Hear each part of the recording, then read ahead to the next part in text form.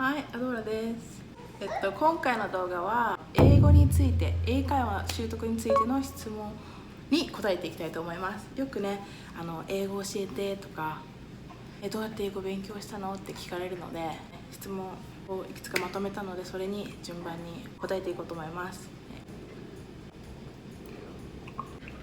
英語話せるようになりたいなとか、あとは、興味がある人とかは最後まで見ていただければ嬉しいです。それでは早速行ってみましょう。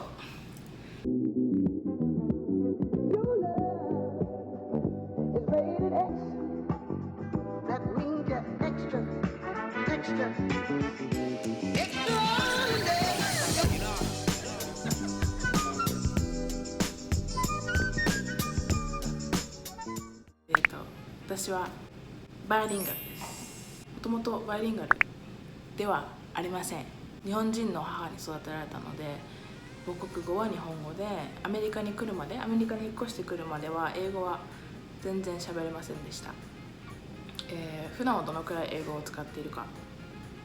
子供が生まれて日本語を教えたいので、子供と話すときは日本語しか話さないです。でも旦那さんは日本語が全く喋れないので、英語のみで会話してます。次、妹とは何語で話す？これはいろんな人によく聞かれるんですけど、喧嘩してるときはお互い 100% 英語。日本語は一切使わないですね、喧嘩してるときは。英語の方がタンタンタンって冷たくスタンスタンスタンってお互い思っていることを言えるのかな、わかんないけど、お互いに怒ると絶対に英語になりますね。メッセージとか打つときは英語で打つときも多いかも。その方が早く打てるから、英語で打つ方が私早いと思う。多分直接話してる時よりもメッセージで話してる時の方が英語が少し多いかな、多分。直接話す時は、ほとんど日本語80、70、80くらい。結構ごちゃ混ぜです。ルー大柴みたいな話し方をしてます。次、どのくらいで英語ができるようになったか。簡単な会話を困らずできるまでには、1年、いや、どこからができるっていうのがちょっと微妙なラインだと思うんですけど、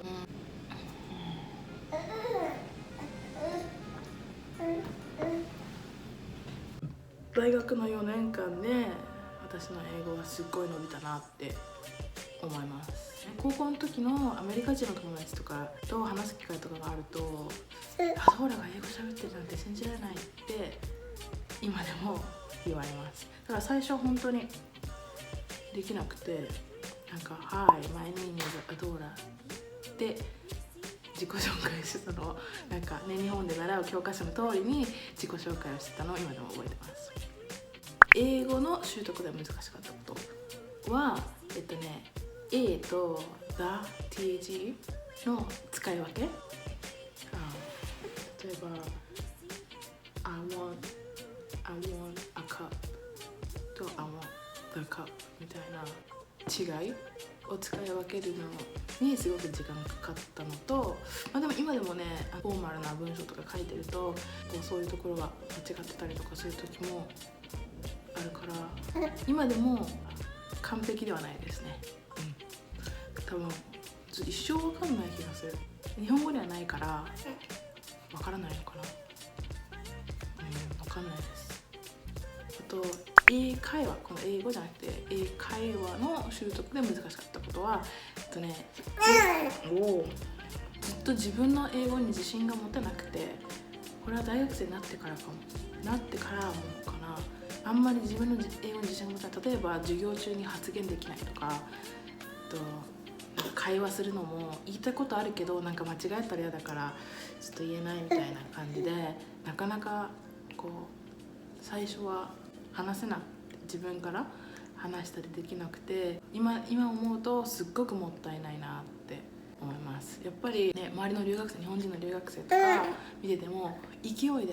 うもう間違ってごっちゃごちゃな英語を話してても勢いで話せる人はやっぱ英語の伸びが違うし、その分たくさん間違えてたくさん覚えるじゃないけど話す機会も増えるし、その方がもっとたくさん友達もできたかなって、友達たくさんできたけどもっと友達が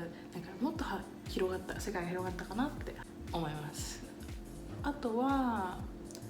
それと関連してるんですけど、アメリカ人がたくさんいてその中に私一人だけポツンっている時、だから私だけがネイティブスピーカーじゃない時とかはもう怖くて、この子英語できないって思われたら嫌だなとかいろいろ考えちゃって、そういう時は全然私の中ではそれが一番大変だったから、自分に自信を持ってなかったこと。まあいいや、はい、次。今でも苦手な英語。どうしたの？どうしたの？はいはい。ハゲてる。イディオム？特に古臭いイディオムとかすごいスペシフィックにすると白人のおじさんしか使わないような古い感じの言い回しとかイディオムとか、古臭い感じの言い回しとかジョーク、アメリカンジョークとか言われてもポンとなる時がありますね。多分同年代とか基本的に、アジア人とかね黒人の友達が私は多いので、白人独特のじゃないけどザ・アメリカンって感じのこととかね、一昔前の話し方とかはちょっとね分かんないですね。あとはね、苦手なのは子供がよく使う赤ちゃん言葉じゃないけどうまく説明できない、子供独特の学校で使わない、勉強で使う機会のないような単語は今でもそんなの初めて聞いたみたいなのとかもあります。野菜とか野菜の名前、野菜の名前とかメジャーじゃない野菜の名前とか大学の教科書とかに一度も出てくることがないような単語とか、そういうのをたまに今でも新しい発見とかすることはありますね。あとマッチとメニー、これもね私は分かんない多分文法をちゃんと勉強してないからだと思うんだけど、メニーは数えられるものでマッチは数えられないものみたいな、よく基準がよく分かんないかな。感覚で話してるからそんなに間違えることはないけど、たまに間違えてグレッグにマッチじゃなくてメニーだよみたいなことを言われることはありますね。次、発音できない英単語あります。これは基本的に発音できない単語があることをバレないように話しているので使わないです。どうにかしてその単語を使わないように他の言い方で言い換えたりとかしてます。言えないのナンバーワンはイタリイタリーみたいなねベロが回んなくて言えない発音できないっていうかアメリカの発音ができないっていうだけで、通じるか通じないかと言ったら多分通じる。イタリーみたいな感じで言っとけば多分わかるけど、私はうまく言えないなと思ってなるべくアボイドして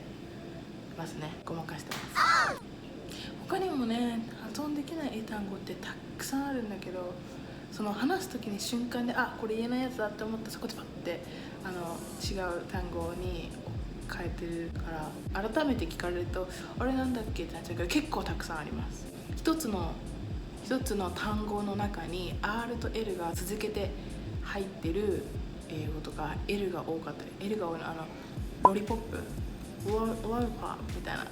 L がねそう私 L の発音が多分あんまり上手じゃなくてワールパーみたいになっちゃって言えないですまあいいよね、使う機会ないんでねロリポップなんてね。キャンディーとか言っとけばいい、ごまかせるから OK。次、今でも英語の勉強をしているか。してますっていうかずっとしてなかった。大学に入ってから忙しくて改まって英語の勉強をする時間っていうのは正直取れなくて、そうだけど、大学にいる間はほとんど英語だったんで、英語の勉強っていうのはできなかったけど、それでも英語伸びました。で卒業して今1年半経つんですけど、最近翻訳の仕事を受けることが増えて、そうすると自然とわからない単語とかが出てきたりとかして、調べないと翻訳できないんで、